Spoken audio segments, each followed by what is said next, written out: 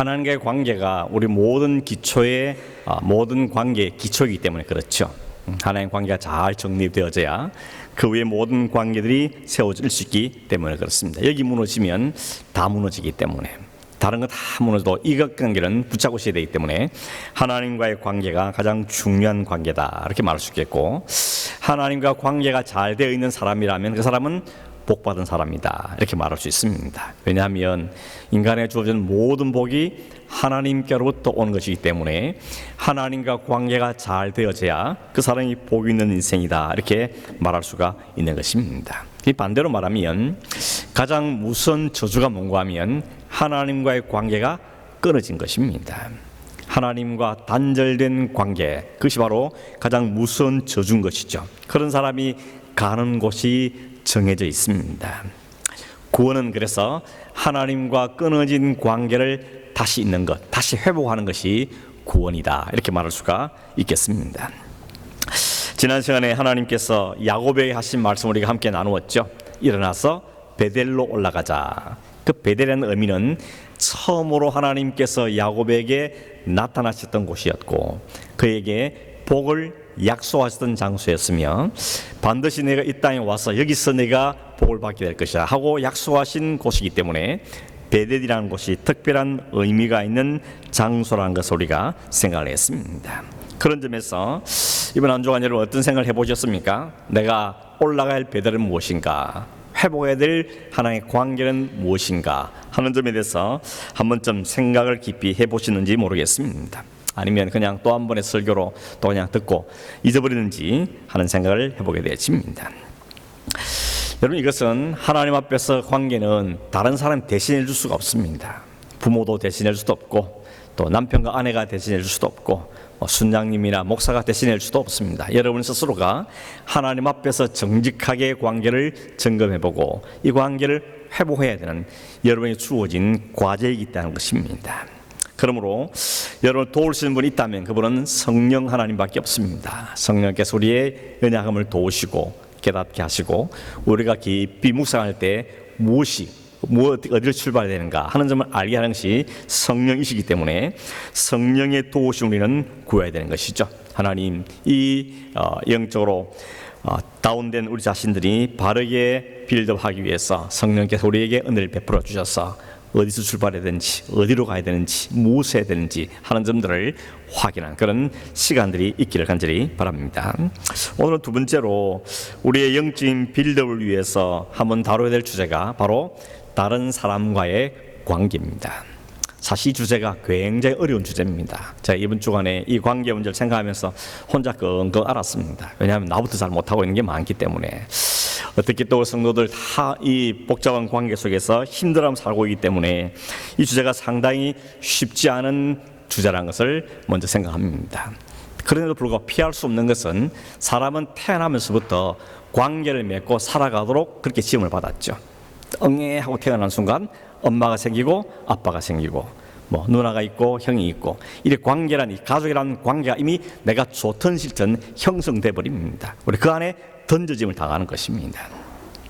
그것부터 시작해서 우리의 관계가 조금씩 확장되죠. 학교를 가면 친구랑 관계가 생기고, 직장 가면 동료랑 관계가 생기고, 교회 오면 교회 공동체란 이 관계가 생기게 되어지는 것입니다. 성경은, 하나님은 관계를 굉장히 중요시 여깁니다. 이 하나님 자체가 성부, 성자, 성령, 이런 완벽한 관계로 이루어졌죠. 그래서 이 삼위 하나님께서 이 세상을 만들 때도 우주 모든 자연 만물을 만드시고 동물과 식물도 만들고 거기에 인간도 만들어서 모두가 서로 관계를 맺고 살도록 하나님께서 처음부터 그렇게 시작을 하셨던 것입니다. 그럼 인간은 관계를 떠나서는 살 수가 없습니다. 위로는 하나님과의 관계, 옆으로는 사람들과의 관계, 그리고 자연과의 관계, 이 관계 속에서 우리는 살 수밖에 없도록 지음을 받았다는 것입니다. 문제는 뭐겠습니까? 이 관계를 잘 해야 될 텐데, 문제는 이 관계를 잘 한다는 것이 쉬운 일이 아니라는 것이 우리에게 언제나 숙제가 되는 것입니다. 그렇다고 관계가 힘들다고 어디 도망갈 수 있습니까? 도망칠 수가 없는 것입니다. 가끔은 혼자만의 시간, 혼자만의 장소를 가지면서 자신을 점검하고 또 믿음의 삶을 점검하는 시간이 필요한 것은 사실입니다. 또 오늘 현대인들은 혼자 있고 싶어하는 마음들이 있는 것도 사실이죠. 그래서 혼자 있고 싶어서 산속으로 들어가고 혹은 저 동굴 속으로 들어가고 무인도를 막 찾아가고 이런 사람도 생기를 보게 되십니다. 한국의 TV의 방송 프로그램 가운데 나는 자연인이다 이런 프로 아시죠? 나는 자연인이다. 속세를 던지고 정말 아무도 없는 곳에서 자연과 더불어서 살아가고 있는 사람들을 소개하는 그런 프로그램인데, 산속이나 동굴이나 혹은 큰 텐트 하나 지어놓고 아무 없는 곳에서 전기도 없고 막 이런 곳에서 자연과 더불어서 본인이 직접 농사를 짓든지 아니면 산에 나무를 캐든지 이렇게 해서 먹고 사는 이런 분들이 있는 걸 보게 되십니다. 놀랍게도 한국 갤럽에서 조사를 해보니까 이 프로그램이 전체 프로그램 중에 10위권 안에 듭니다. 더군다나 50세 이상의 남성들 이런 분들이 아주 적극적으로 환영하는 그런 즐겨보는 매니아에 빠진 프로그램이 바로 이 나는 자연이다 하는 프로그램입니다. 이거 보면 사람들마다 다 이런 걸 동경하며 사는구나 하는 것도 알 수 있고, 또 우리 살림살이 인생살이가 참 빡빡하구나 그런 것도 우리가 느낄 수가 있는 부분인 것입니다. 그렇지만 인간은 혼자 살도록 지음받지를 않았다는 점을 우리는 인정해야 되는 것입니다. 창세기 2장에 보면 에덴 동산에 아담과 하와를 두셨는데 모든 게 완벽합니다. 부족한 게 하나도 없습니다. 모든 게 풍성합니다. 그러나 인간계는 뭔가 필요한 채워야 될 부분인데 그게 바로 관계에서 누리는 만족입니다. 하나님과의 관계, 또 사람과의 관계, 또 자연과 그 관계 안에서 누릴 수 있는 부유함과 안정과 또 풍성함, 이것이 인간이 누리는 또 채워야 될 영적인 부분이라고 말할 수 있는 것이죠. 그래서 하나님은 사람을 지어주신 것입니다. 아담만 준 게 아니고 하와도 그에게 붙여주신 것이죠. 흔히 여러분 사람 인자를 말할 때 사람 인자가 어떻습니까? 이렇게 돼 있죠. 두 사람이 서로 기대어 있는 모습. 혼자서는 살 수 없도록 지원받은 게 인간이라는 것입니다. 좋든 싫든 더불어 살아야 되고 관계를 맺고 살아야 한다고 말씀하고 있는 것입니다. 처음 관계는 다 좋았죠. 하나님과 관계도 좋았고 아담과 하와의 관계도 좋았을 것이고, 그리고 모든 자연 만물을 누리면서 거기서 만족과 행복을 누리면서 살았을 것입니다. 그런데 그 관계가 깨졌다는 것입니다. 그 소중하고 그 아름다운 관계가 박살이 나고 말았습니다. 그 소중하고 아름다운 관계가 이제는 오히려 불편한 관계되고 거추장스러운 관계되고 사람을 삶을 힘들게 하는 요소가 되고 말았다는 것입니다. 그 출발점 어딘지를 거슬러 가보니까 그 출발점은 바로 죄를 지어서 부릅니다. 인간의 죄를 지음부터 인간의 관계들이 깨지기 시작했다는 것입니다. 먼저 하나님과의 관계가 깨지죠. 그리고 부부간의 관계가 깨지고, 그리고 부부간의 관계뿐만 아니라 가정의 불화가 생기기 시작하는 걸 보게 되십니다. 에덴 동산의 그 완벽한 자연 환경도 깨진 관계 앞에서는 큰 의미가 없어지고 마는 것이죠. 아무리 많아도 아무리 좋아도 아무리 있어도 그 깨어진 관계 안에서 누리는 것은 참으로 의미가 없는 마음이 힘든 일 만나게 된다는 것입니다. 요즘 신문이나 뉴스에서 많은 일들이 생기지 않습니까? 형제 간에 서로 고소하고 고발하고 부모와 자식 간에 서로 등을 돌리고 가정폭력이 일어나고 아동학대가 일어나고 이런 모든 일들이 결국은 깨어진 관계에서부터 형성되는 것이라고 볼 수가 있다는 것입니다. 오늘 제가 이 빌립보 2장 말씀을 선택했는데, 빌립보 말씀은 사도 바울이 빌립보에 있는 성도들에 보낸 편지입니다. 편지를 쓸 때는 뭔가 목적이 있는 것이죠. 세 가지 큰 목적이 있는데, 첫째는 뭔가 하면 바울이 지금 감옥 안에 있는데 빌립보에 있는 성도들이 그 바울을 생각해서 서로 헌금을 모아가지고 그 감옥에 있는 바울에게 전달해 준 겁니다. 이 바울의 생각이 너무 감사하죠. 그래서 성도들한테 너희들이 보내준 헌금에 내가 너무너무 감사하다, 이 감사를 표현하기 위해서 이 편지를 씁니다. 두 번째는 바울이 감옥 안에 있다는 것 때문에 빌립보에 있는 성도들이 너무 마음이 힘들어하니까 그들을 오히려 위로하기 위해서, 내가 비록 감옥 안에 있지만 감옥에 있는 게 다 나쁜 건 아니다. 여기서 오히려 감옥에 갇지 않았더라면 만날 수 없던 사람들 만나게 되고, 그래서 오히려 복음이 더 확산되는데 이 효과가 사용되고 있다. 그러니 너무 힘들어하지 말고 오히려 주 안에서 복음이 전파되는 것 때문에 기뻐하라. 이런 내용으로 격리하기 위해서 두 번째 목적이라고 썼고, 세 번째 목적이 뭔가 하면 그 교회 안에 두 명의 여성의 리더가 있었는데 이 두 사람 사이가 안 좋았던 것입니다. 그래서 그 두 사람의 리더 때문에 교회가 어려움에 처했다는 것입니다. 그들이 도대체 누군가 4장 2절에 보면 이름을 밝힙니다. 읽습니다. 내가 유오디아를 권하고 순두개를 권하노니 주 안에서 같은 마음을 품어라. 유오디아와 순두개라는 두 명의 여성 지도자가 있었는데 이 두 사람 사이가 상당히 안 좋았던 것 같습니다. 문제는 이들이 교회의 리더이기 때문에 개인적인 감정의 문제로 끝나는 게 아니고 온 교회 안에 공동체 안에도 상당히 심각한 좋지 않은 영향을 미치고 있었던 것입니다. 그래서 바울이 편지를 씁니다. 이 유오디아와 순두개를 내가 권하는데 여러분 제발 같은 마음을 품으십시오. 이렇게 편지를 쓰고 있는 것입니다. 오늘 읽은 본문 3절에서 바울은 이 우리의 관계를 깨뜨리는 두 가지 중요한 원인을 먼저 지적하는데, 아무 일에나 다툼이나 허영으로 하지 말고 이렇게 말합니다. 다툼과 허영이 우리의 관계를 파괴하는 중요한 원인이 된다고 말씀하고 있습니다. 영어 성경에는 이 다툼을 이기적인 야망이라고 번역하고 있고, 또 허영은 헛된 자만심, 즉 교만이라고 번역하고 있습니다. 다툼과 그리고 허영, 즉 이기적인 개인적이고 이기적인 욕망과 교만, 이것이 우리의 관계를 깨뜨린다고 지적을 하고 있는 것입니다. 여러분, 다툼이 왜 생기는 겁니까? 그 다툼의 원인을 가만히 안으로 들어가 보면 거기 안에 늘 자작이 뭔가 하면 내가 있습니다. 자기라는 것, 자기애, 자기 중심 혹은 이기심, 이것이 항상 다툼의 출발점이 된다는 것입니다. 아담과 하와도 그랬죠. 하나님께서 아담한테 너 왜 따먹었냐, 선악과 왜 따먹었냐 물었더니 하나님, 저 여자가 문제입니다. 그러면서 화살을 여자에게로 돌리는 것입니다. 나를 보호하기 위해서 다른 사람에게 문제를 전가시키는 것입니다. 그래서 결국 시기심으로 나오는 그 다툼이 나타나는 현상이 뭔가 하면 비난인 것입니다. 탓하고 비난하는 것이 생기는 것이죠. 처음 아담이 하와를 봤을 때 뭐라 그랬습니까? 이는 내 뼈 중에 뼈요 내 살 중에 살이다. 그래서 아주 감탄을 했는데, 이제 문제가 생기니까 저 여자 때문입니다 라고 하나님께 고자질하는, 여자의 비난의 화살을 여자에게 돌리는 걸 보게 되는 것입니다. 이것이 선악과를 따먹은 인간들의 현상이라는 것입니다. 여러분, 뱀이 선악과를 따먹으라 그러면 유혹을 하면서 뭐라고 하는가 하면 이거 먹으면 죽지 않는다, 눈이 밝아진다, 이렇게 이야기했죠. 진짜 눈이 밝아졌습니다. 그래서 자기들이 벌거벗은 것도 깨닫게 되고, 이 특별히 문제는 뭔가 하면 눈이 밝아져가지고 내 죄는 잘 못 보고 다른 사람 죄만 잘 보게 되는, 이런 쪽으로 눈이 밝아지는 현상이 생겼다는 것입니다. 이게 죄인들의 특징이라는 거죠.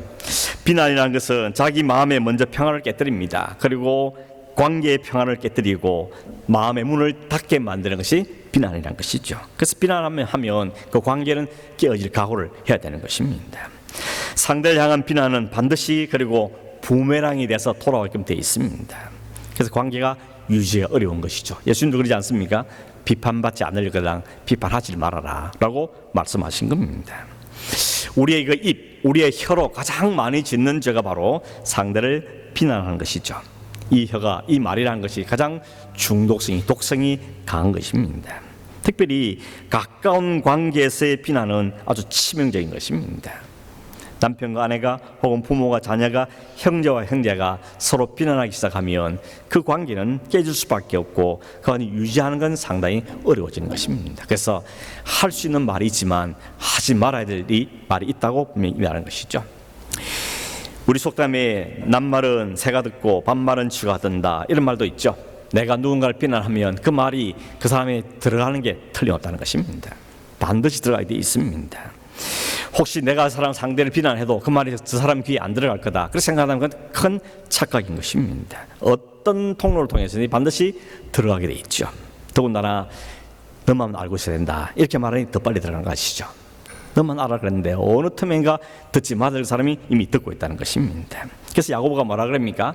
말의 입에 재갈 먹이듯이 우리의 우리의 혀를 잘 다스려야 된다. 그렇지 않으면 그 관계는 깨질 수밖에 없다고 말씀하고 있는 것입니다. 여러분, 좋은 말만 할 자신이 없으면 차라리 입을 닫으라는 말씀을 기억할 필요가 있는 것입니다. 물론 건강하고 건전한 비판은 필요합니다. 부모가 자녀한테 아무 말도 안 하면 되겠습니까? 잘못은 잘못했다고 이야기해야 되는 것이고, 혹 남편과 아내 사이도 그렇고, 그 서로의 잘못에 대해서는 충고하는 게 필요한 것입니다. 그러나 그럴 때 어떻게 해야 되는지가 참 중요하지 않습니까? 조심스러운 것이죠. 그래서 갈라디아서 6장 1절에 보면 사도 바울은 남을 비판할 일이 생기거나 일단 먼저 자기 먼저 살펴라. 그리고 말을 할 때 온유한 심령이 생기거나 말하라라고 이야기하고 있습니다. 제가 이 두 말을 참 마음에 새기고 있는데, 자기 먼저 생각하라. 나를 먼저 살피고 그 다음에 진짜 그 사람을 사랑하는 마음, 그 온유한 마음이 생겼을 때 그에게 말하라는 것입니다. 그렇지 않으면 우리는 감정에 놓이게 되기 쉬워서 말이 안 할 말도 하게 되고 감정적인 말이 나오기 쉽기 때문에 주의해야 될 것을 말씀하고 있는 것입니다. 사실은 이렇게 말해도 다툼이 없는 것은 없죠. 가정 안에도 있고 직장 안에도 생기고 어디에 가든지 두 사람 이상 모이면 거기는 다툼이라는 게 생기게 마련인 것입니다. 그렇기 때문에 건전한 비판을 하는 것이 말처럼 쉽지 않기 때문에 우리는 특별히 뭘 조심해야 됩니까? 이 다툼이 생길 때 어떻게 다루느냐, 이게 더욱더 중요한 것입니다. 어떻게 지혜롭게 잘 다스릴 것인가, 어떻게 하면 잘 해결할 것인가 하는 것이 중요하다는 것입니다. 그러기 위해서 바울이 우리에게 제안하는 것은 뭡니까? 나보다 남을 낮게 여기는 태도를 먼저 갖추라고 이야기하고 있습니다. 이거 쉽지 않죠. 누가 이렇게 합니까? 어떻게 저 사람 나보다 나 이렇게 생각하지, 남을 나보다 낮게 생각하는 건 정말 쉬운 일이 아니라는 것입니다. 우리는 항상 나 중심이다. 내가 첫째고 내가 중심이고 다른 사람은 그 다음 문제지, 내가 살고 봐야지, 이런 생각을 먼저 하는 것이 우리의 죄성을 가진 인간들의 모습인 것입니다. 그런데 바울은 일단 이 부분을 지적하고 있는 것입니다. 다른 사람을 배려해야 된다. 다른 사람을 나보다 낮게 여기는 마음을 가져야 된다고 이야기하고 있는 것입니다. 한국에 조이 선교라는 곳이 있습니다. 조이, J-O-Y 선교인데 1958년도에 생긴 한국에는 선교단체인데, 이 단체가 J-O-Y가 이 사람들의 키치프레이즈입니다. 약자죠. J는 Jesus first, 그 다음에 O는 others second, Y는 you third. 예수님이 첫째, 두 번째는 다른 사람, 당신은 마지막에 있는 것. 이게 이 사람들의 정신인 것입니다. 얼마나 귀한 정신입니까? 우리는 항상 자기를 자꾸 첫째 놓으려고 하기 때문에 문제가 생긴다. 그게 바로 이기심이고 거기서 바로 다툼이 나온다는 것입니다. 말로는 예수님을 첫째로 하기는 하는데 실제로 나오는 행동이나 태도는 자기가 먼저죠. 내가 챙기기가 더 바쁜 것입니다. 내가 먼저 살아야지, 내가 먼저 잘 돼야지, 이런 마음을 우리는 갖고 산다는 것입니다. 한번 여러분 실천해 보시길 바랍니다. 주님을 첫째로, 다른 사람을 두 번째로, 나는 마지막에. 이걸 한번 제대로 실천한다면 아마 우리 삶에 놀라운 변화가 있을 거라고 생각이 들어집니다. 우리의 관계가 잘 이끌어지기를 원하십니까? 그렇다면 다툼을 버려야 한다고 말합니다. 이기적인 생각에서 벗어나야 된다고 우리에게 말씀하고 있는 것입니다. 또 하나가 바로 우리의 관계를 업그레이드하는 데 방해되는 게 바로 허영입니다. 허영은 다른 말로 헛된 자만심 혹은 교만이라고 쉽게 번역할 수 있습니다. 사람들 모아놓고 어떤 부류의 사람이 제일 싫습니까? 그렇게 물어본다면 아마 상당히 높은 차인 게 교만한 사람이죠. 다른 건 좀 부족한 사람 봐주겠는데 교만한 사람 보기 싫습니다. 이렇게 말하는 것이 우리들의 일반적인 생각이라는 것입니다. 그래서 또 교만한 사람이 나타나면 가까이 안 가려고 그러죠. 그래, 당신 참 잘났습니다. 그래, 사십시오. 나는 당신이 가까이 안 갑니다. 이런 태도를 보일 때가 상당히 많은 것입니다. 거꾸로 말해서 내 주변에 사람이 안 오면 내가 교만해서 그런가, 이런 생각을 해봐도 크게 틀리지 않을 것입니다. 어떤 분은 말하기를 교만은 심각한 인격장애다 이렇게 표현했습니다. 눈이 보이지 않는 시각장애, 또 귀가 들리지 않는 청각장애는 신체적인 장애이다면 교만은 인격적인 장애다 이렇게 이야기했습니다. 그리고 신체 장애는 자기만 불편하지만 인격적인 장애를 가지면 다른 사람을 힘들어하기 때문에 이것이 훨씬 더 심각한 장애가 된다고 표현하는 것을 들을 수 있습니다. 결국 관계를 깨뜨리게 되는 중요한 이유가 바로 허영심, 즉 교만이라고 말씀하고 있는 것입니다. 겸손한 사람한테 상처받는 일은 별로 없죠. 말과 태도에 있어서 드러난 그 교만 때문에 상처를 입게 되어진다는 것입니다. 그래서 바울이 겸손하라고 말하고 있습니다. 오직 마음을 겸손히 하라. 오직 겸손한 마음으로 사람을 대하라고 이야기하고 있는 것입니다. C.S. 루이스가 어떻게 겸손해질 수 있는가 세 가지 방법을 이야기했는데 소개를 드리면, 첫째는 나는 교만한 사람이라를 먼저 인식해야 된다는 것입니다. 뭔 소리냐, 나는 안 교만합니다. 나만큼 교만한 사람 어디 있냐, 이렇게 생각하면 그 사람이 교만한 사람이라는 이야기죠. 나는 교만해질 가능성이 많고 교만한 사람이라는 것을 먼저 자기가 인식했다는 것입니다. 두 번째는 자기를 낮출 때 완전히 낮추라고 이야기합니다. 어중간하게 낮추면 안 된다는 겁니다. 완전히 낮추라고 이야기합니다. 아담이 하나님 앞에 주님 저 여자 때문입니다 그렇게 하지 않고, 하나님 제가 이 부부의 이 가정의 가장이기 때문에 이 전체 책임은 저한테 있습니다. 저는 저한테 벌을 주시고 아내는 용서해 주십시오. 이렇게 자기를 확 낮추었더라면 아무도 뭔가 인류 역사에 달라지지 않겠는가, 이렇게 생각하는 분들로 있는 걸 보게 되십니다. 아무튼 자기를 먼저 낮추는 자세가 필요하다는 이야기죠.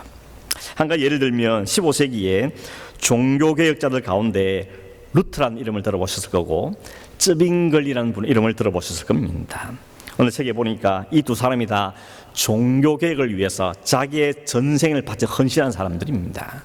근데 이 두 사람이 종교개혁이라는 이 신념과 목표는 하나인데 방법에서는 서로 차이가 있기 때문에 만나면 자기 주장을 굽히지 않아 다투었다는 것입니다. 아니 이렇게 해야 된다고, 아니 이렇게 해야 된다고, 이렇게 다투었다는 것입니다. 근데 두 사람이 하루는 스위스 깊은 산속에 머리를 짚기 위해서 갔는데 거기 깊은 계곡이 있고 거기에 계곡에 물이 흐르고 있고 그 계곡을 건너는 외나무 다리가 하나 있다 그럽니다. 그 외나무 다리를 지켜보고 있는데 그 양쪽에 염소 두 마리가 양쪽에서 그 다리를 서로 건너더라는 것입니다. 이 두 사람이 보면서 저 틀림없이 중간에 만나면 뭘 들이받고 싸울 거다라고 생각하고 싸움 구경이 재밌으니까 그걸 지켜보고 있는데 전혀 뜻밖의 모습을 보게 된 겁니다. 둘이 가운데 만났더니 한 놈이 먼저 그 나무 다리에 납작 엎드리라는 겁니다. 그랬더니 다른 놈이 아주 조심스럽게 혹시나 다칠까 봐 조심스럽게 밟고 지나가더라는 겁니다. 깜짝 놀랐다. 이 두 사람이 깜짝 놀라면서 야 우리가 이 염소도 못하는 이때다. 그러면서 반성하게 됐다. 이런 이야기를 읽어본 적이 있습니다. 여러분 자기를 낮추는 게 쉽지 않죠. 나를 깔아뭉개면 우리는 용서하지 못하는 마음이 있기 때문에 자기를 낮춰서 나를 밟고 지나가십시오. 진짜 쉬운 일이 아닌 것입니다. 그러나 그렇게 하지 않으면 그 관계는 풀리지 않는다고 이야기하는 것입니다. 그리고 세 번째 뭔가 하면 이 일이 한 번만에 다 되느냐 아니다는 겁니다. 그래서 계속 주님과 교제를 나눠야 된다. 이 세 가지를 루이스가 제안하고 있습니다. 내가 먼저 교만할 수밖에 인간을 인정하고 그 자기를 완전히 낮추고 한 번만이 아니고 계속적으로 사건이 생길 때마다 자기를 낮추는 자세가 필요하다고 이야기를 하고 있는 것입니다. 근데 사도 바울은 오늘 성경에서 더 중요한 이유를 우리에게 이야기해 줍니다. 그 한 가지 방법이 뭔가 하면 5절입니다. 너희 안에 이 마음을 품어라. 곧 그리스도 예수의 마음이니. 이렇게 말합니다. 영어 성경에 보면 헬라어도 그렇고 영어 성경에 보면 이 마음이라는 단어 대신에 태도 라고 번역도 하고 있습니다. 그래서 영어 성경도 보면 어떤 데는 마인드 되어 있고 어떤 데는 애티튜드 이렇게 번역되어 있습니다. 주님의 마음 혹은 주님의 태도를 가져야 된다라고 말씀하고 있습니다. 우리의 관계를 빌드업 잘 하기 위해서 정말 궁극적으로 필요한 게 뭔가 하면 우리가 주님의 마음, 주님의 태도를 갖게 되는 것이라고 사도 바울은 우리에게 제안하고 있는 것입니다. 그 주님의 마음, 주님의 태도가 무엇인지를 6절, 7절, 8절에 설명하고 있죠. 6절에는 그는 근본 하나님의 본체시지만 하나님과 동등됨을 취할 것을 여기지 않으셨다. 예수님은 하나님이신데 하나님과 똑같은 본질과 능력과 모든 가지고 계시는데 주님이 그 자리를 내려놓았다는 것입니다. 그래서 어떻게 하십니까? 7절에 오히려 자기를 비워서 종의 형체를 가지시고 사람들과 같이 되셨다. 창조주가 피조물과 같이 되다는 건 이 말이 안 되는 이야기죠. 그러나 이 피조물들 위해서 자신을 완전히 비우고 자신이 친히 사람과 같이 되었다는 것입니다. 8절에는 사람의 모양으로 나타나셔서 자기를 낮추시고 죽기까지 복종하셨으니 곧 십자가에 죽으심이라. 죽는 신용만 한 게 아니고 정말 죽으셨다는 것입니다. 이것이 주님의 마음입니다. 주님의 태도입니다. 자기를 완전히 비운 거죠. 죄인과 동등하게 됐습니다. 그 죄인들의 모든 죄를 다 짊어지셨습니다. 십자가에서 죽으신 것입니다. 그 예수님 마음에서 이기적인 마음 찾아볼 수 있습니까? 이기적인 야망이 있습니까? 없습니다. 다툼과 허영을 찾아보기가 어렵습니다. 오직 그에게는 순종과 섬김과 복종만이 있을 뿐입니다. 더 이상 낮아질 수 없는 가장 낮은 자리까지 낮아진 것입니다. 능력이 없어서도 아니고 어쩔 수 없이도 아닙니다. 기꺼이 복종했다 그랬습니다. 이것이 주님의 마음이고 주님이 보이신 삶의 태도라는 것입니다. 이 주님의 마음 한복판에 있는 게 뭔지를 들어보니까 결국 그 안에는 사랑인 것입니다. 자기 사랑 말고 우리를 사랑한 사랑, 그 사랑이 그 마음에 자리 잡고 있는 것입니다. 그래서 그 사랑 때문에 자기를 완전히 내어주시고 그 사랑 때문에 우리를 얻으신 것입니다. 자기를 다 내어주시고 우리를 살려내신 것입니다. 우리를 살려내시기 위해서 주님이 가장 밑바닥 자리, 가장 낮은 자리에 내려가셨고 거기서 온전히 자신을 십자에서 죽어 주셨다는 것입니다. 이것이 주님의 마음이고 주님의 겸손이라는 것이죠. 바울이 지금 이 마음을 가지라고, 이 태도를 가지라고 우리에게 권면하고 있는 것입니다. 절망이죠. 누가 이렇게 할 수 있습니까? 누가 이렇게 할 수 있습니까? 이렇게 해 오셨습니까? 앞으로 할 자신이 있었습니까? 할 수 없습니다.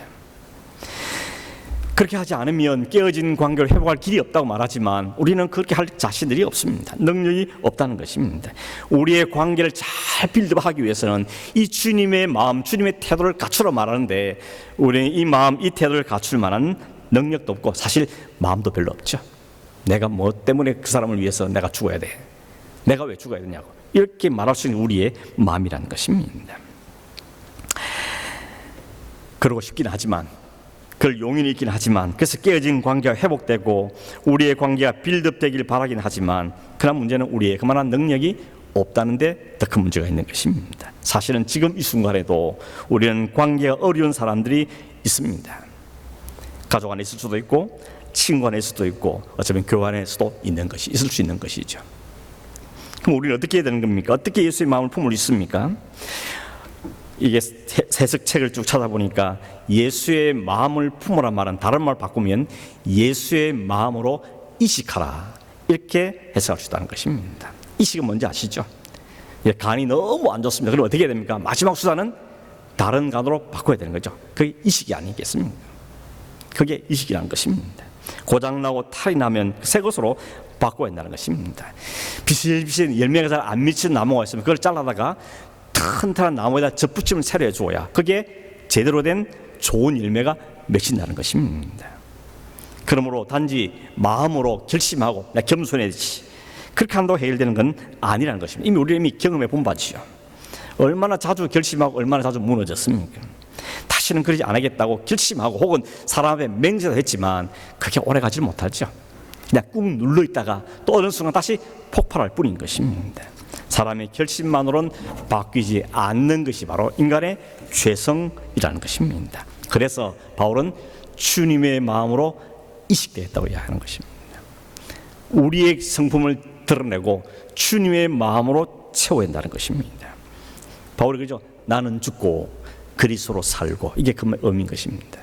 내가 죽고 그리스도 산단 말은 내 안은 죄성과 욕망과 이기심과 다툼과 이 모든 것들이 그리 십자가에 다 죽어지고 나는 이제 그리스도가 사는 것, 성령이 사는 상태, 그게 바로 주님의 마음을 품는 상태, 주님의 마음을 이식받는 상태라고 말할 수가 있다는 것입니다.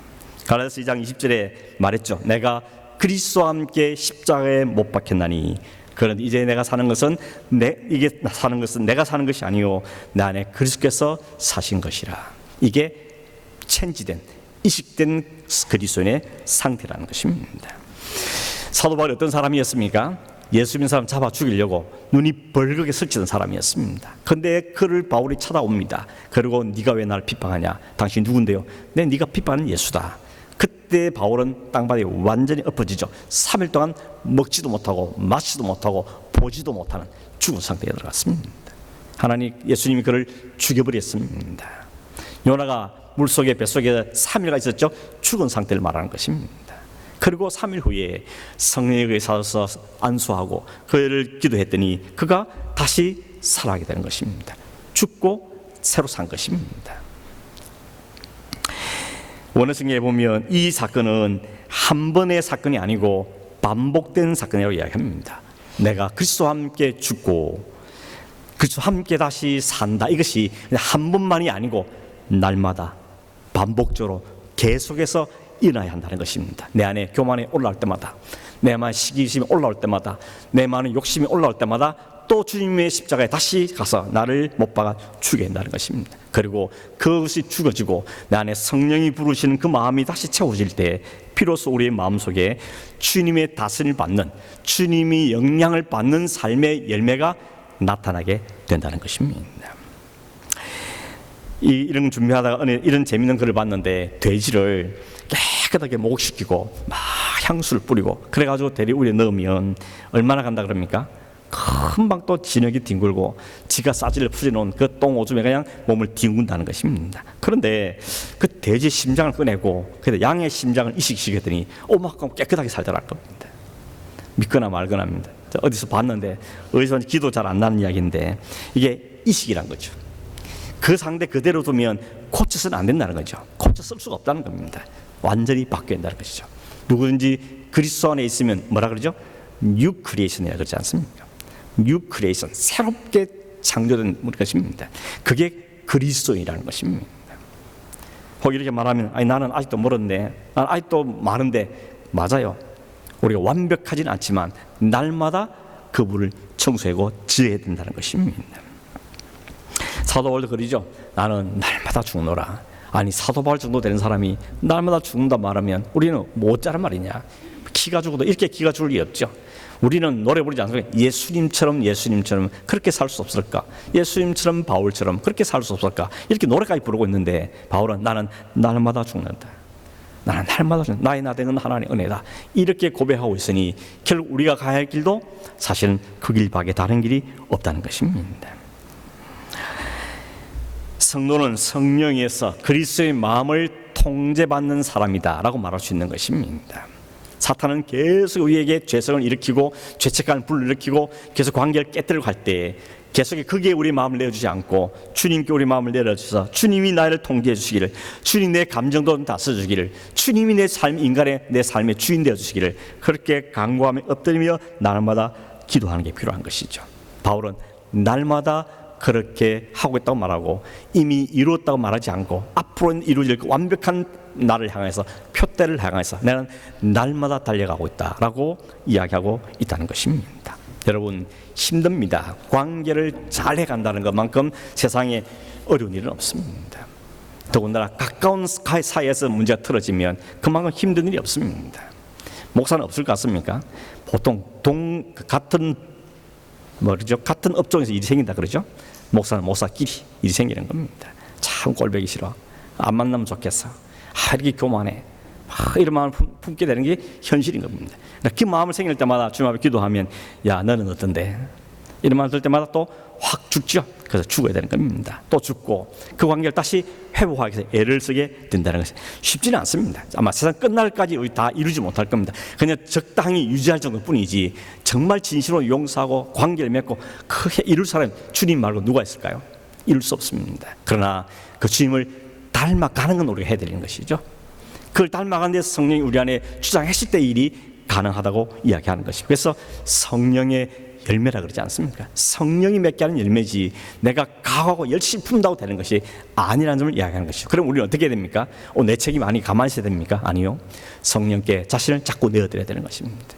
십자가로 계속 가야 되고, 기도해도 가셔야 되고, 말씀에 가야 되고, 그래서 성령께서 나를 씻으시고 정결케 하시고 내 마음에 성령이 다스려 주셔서 이 관계들이 빌드업 될 수 있도록 하나님 도와주시기를 우리는 날마다 기도해야 되는 것입니다. 이 마음을 하나 우리에게 넣어주셨습니다. 우리가 잘 못하면서도 해야 되겠다는 마음이 생기지 않습니까?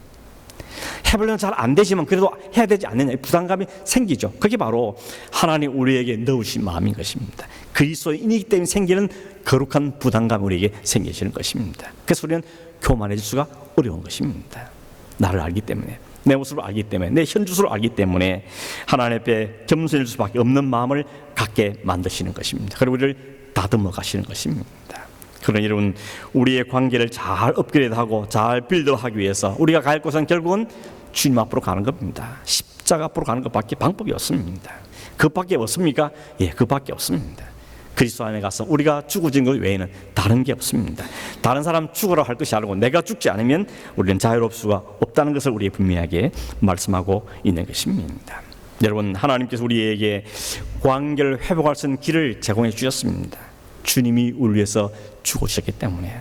주님을 주님 모셔드리고 성령 우리 수인을 온전히 모셔드릴 때 우리 안에 주님께서 그 일을 행하실 것을 우리에게 약속하고 계시는 것입니다. 그러니 오늘 이 힘든 관계에 우리가 살지만 앞으로도 계속 힘들게 살겠지만 그 속에도 주님이 우리 베푸신 은혜를 늘 기억하고 또 생각하고 그 은혜를 또 확인하고 그러면서 또다시 그 주님을 닮아가는 그 주님 내 삶을 담당해 주시기 위해서 우리 안에 그래도 점점점 평안이 생겨지고 전에는 막 축도로 미웠는데 이제는 그래도 미울 정도 아니고 봐줄만 하고 그런 마음으로 바꾸어져 가는 것이 우리의 삶의 모습이라는 것입니다. 우리의 모든 관계가 여러분 가정과 또 주변의 사람들과 우리 교회 안의 모든 관계들이 이런 하나님 말씀 우리가 함께 개인적으로 다 서서 우리의 관계들이 주님 앞에 잘 세워져 가는 그런 은혜가 있기를 주의 이름으로 축원합니다. 기도하겠습니다. 고마우신 하나님 아버지, 잘 할 수 없고 하기도 어려운 주제를 오늘 우리가 다루었습니다. 하나님과 관계도 너무 중요하고 꼭 필요한 기초 관계지만 함께 더불어 살아가는 가족과 친구와 동료들과의 관계 속에도 늘 고민하고 어렵고 힘들어하는 우리들인 것을 이 시간 다시 한번 고백합니다. 원하옵나니 우리 안에 일컬한 부담을 주시고 또 하나님께서 그리스도를 통한 이 일을 이루시고 그 그리스도와 함께 죽고 삶으로 우리가 그 길을 걸을 수 있음을 우리에게 말씀해 주셨사오니 주님 우리 안에 성령으로 역사하여 주시기를 원하옵고 불쑥불 솟아오른 모든 이 욕망과 이기심과 다툼과 교만들을 내려누르고 주의 말씀에 순종하고 복종함으로 성령이 맺게 하신 열매 맺는 삶을 살아가는 저희 되게 하여 주셔서 우리의 마음의 평강이 있게 해주시고 가정의 평안이 있게 하시며 우리의 모든 관계 속에 회복과 은총이 있는 복된 삶을 살아가는 저희 되게 하여 주시옵소서. 그러하신 예수님의 이름으로 기도하옵나이다. 아멘.